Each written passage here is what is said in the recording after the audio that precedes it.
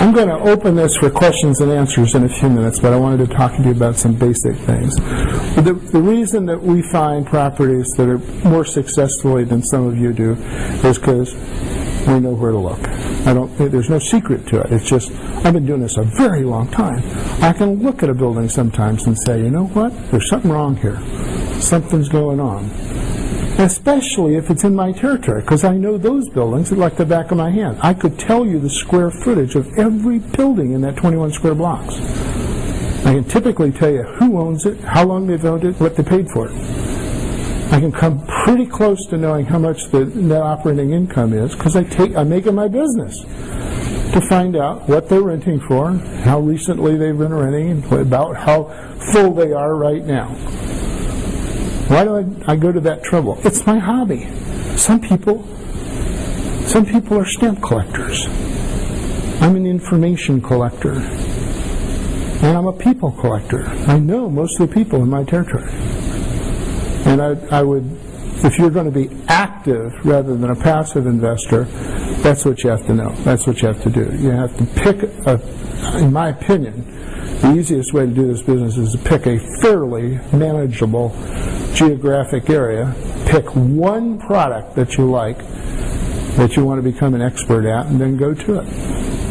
Go find out everything about all of the properties in that geographic area. Find out about every owner.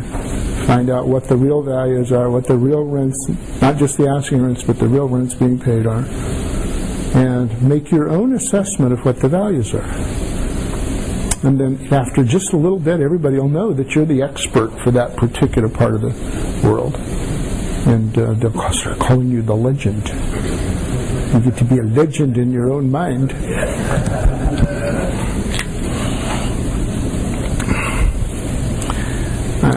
I'm sure that Rick talked to you about the waterfall.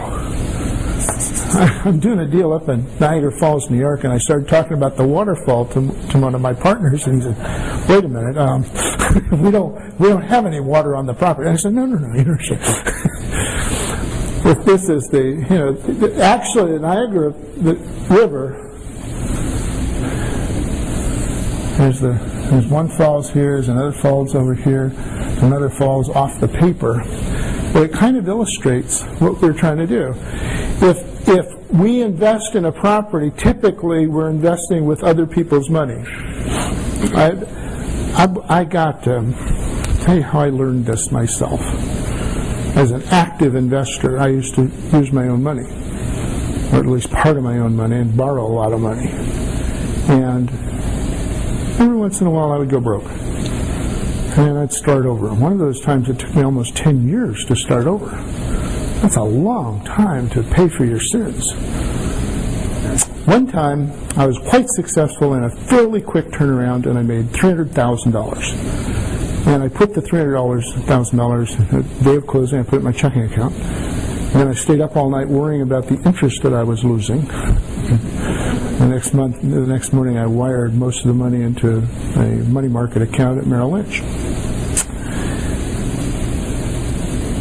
That month, right after I made that $300,000 and put it in my money market account, guys in my company would come to me and say, Ralph Savage came to me, and Ralph said, "We have got this Hungerford tract, 5-acre tract just down the road, under contract, and what we're going to do is, as you know, it's fronts on I-4 and it fronts on Lake Hungerford, and it's just a perfect spot for an office building.